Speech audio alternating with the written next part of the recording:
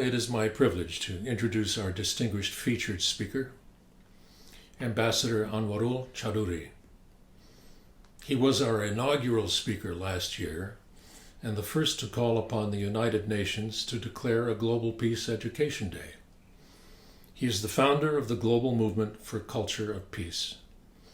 He served as Senior Special Advisor to the UN General Assembly President, UN Under-Secretary General, President of UNICEF Board, and Permanent Representative for Bangladesh. Under his leadership, the UN Security Council first recognized the role of women in peace and security.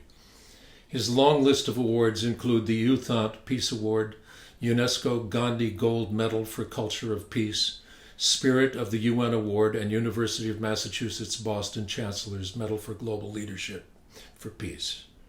Please welcome our distinguished featured speaker, His Excellency Anwarul Chowdhury. Greetings to everybody. I'm very happy to be here again, returning after the first conference last year on Global Peace Day conference. I am happy to see Mr. Michael Nouri conducting our conference in his usual wonderful way. Just a week ago, the international community commemorated the adoption of the United Nations Declaration and Program of Action on a Culture of Peace, a monumental document that transcends boundaries, cultures, societies, and nations. That inspirational action took place on 13 September 1999. Yes, 23 years ago. It was an honor for me to chair the 9-month-long negotiations that led to the adoption of this historic norm-setting document through consensus by the United Nations General Assembly. That document asserts that inherent in the culture of peace is a set of values, modes of behavior, and ways of life. The quest for peace is the longest ongoing human endeavor, but it runs alongside many of the things that we do on a daily basis. Peace is integral to human existence. In everything we do, in everything we say, and in every thought we have, there is a place for peace. We should not isolate peace as something separate or distant. My work has taken me to the farthest corners of the world. I have seen time and again the centrality of the culture of peace and women's equality in our lives. This realization has now become more pertinent amid the ever-increasing militarization and weaponization that is destroying both our planet and our people. In my introduction to the 2008 publication titled Peace Education, A Pathway to the Culture of Peace, I wrote that as Maria Montessori had articulated so appropriately, those who want a violent way of living prepare young people for that. But those who want peace have neglected their young children and adolescents, and that way are unable to organize them for peace. However, the last decades of violence and human insecurity had led to a growing realization in the world of education today that children should be educated in the ways of peaceful living.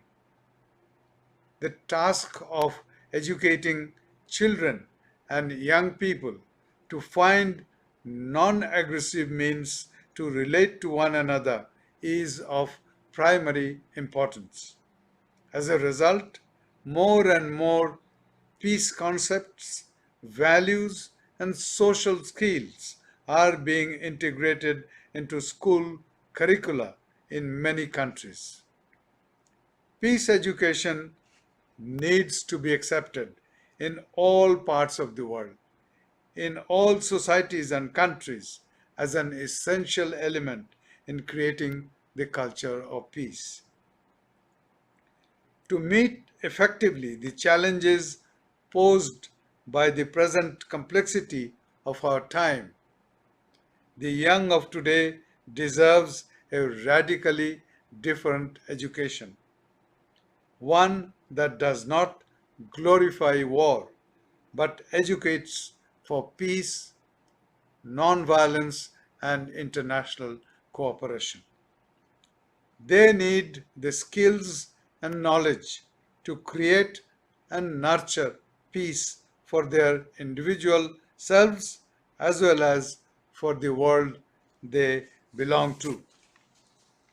Learning about the culture of peace having the potential of transformation, personal transformation, should be incorporated in all educational institutions as part of their curricula.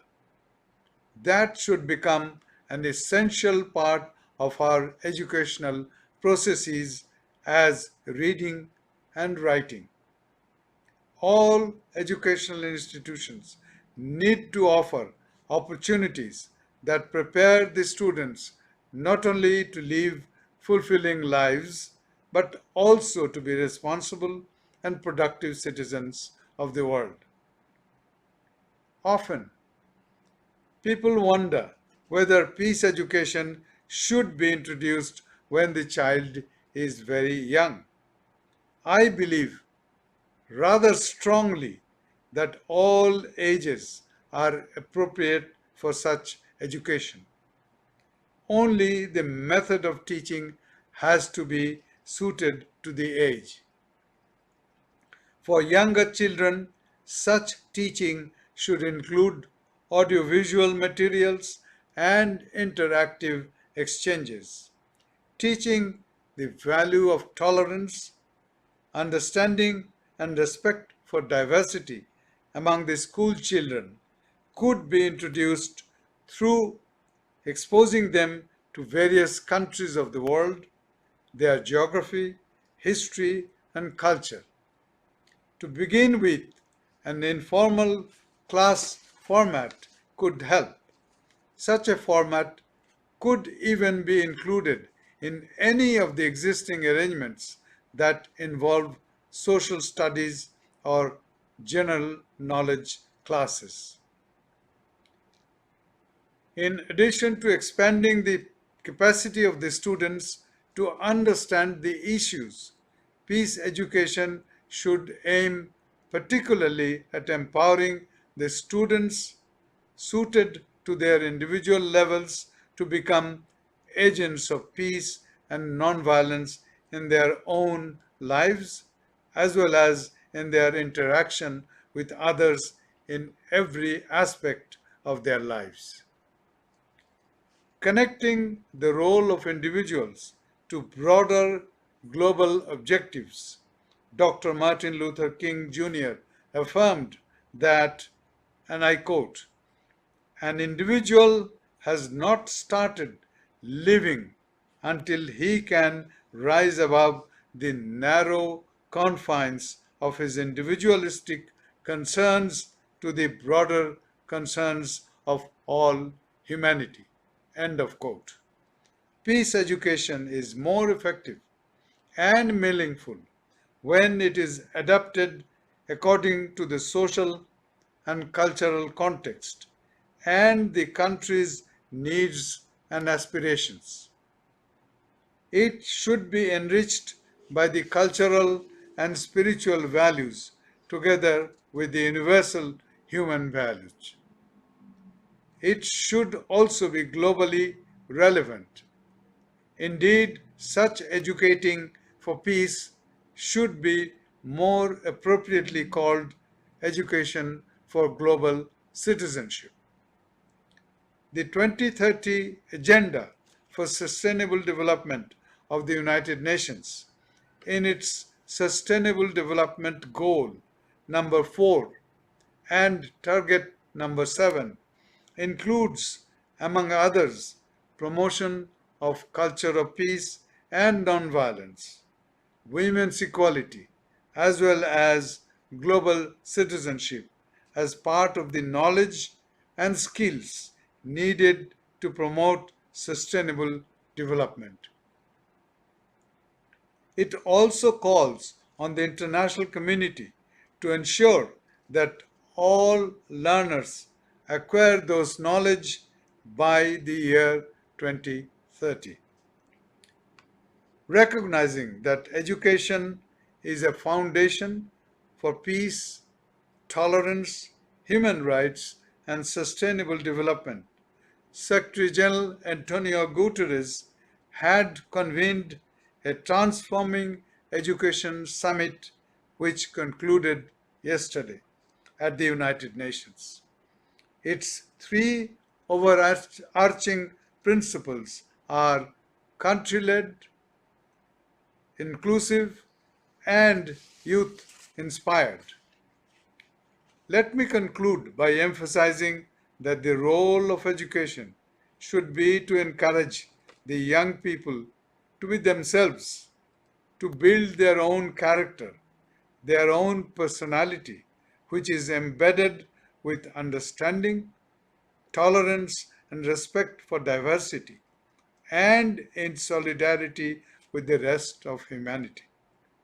That is the significance of the culture of peace.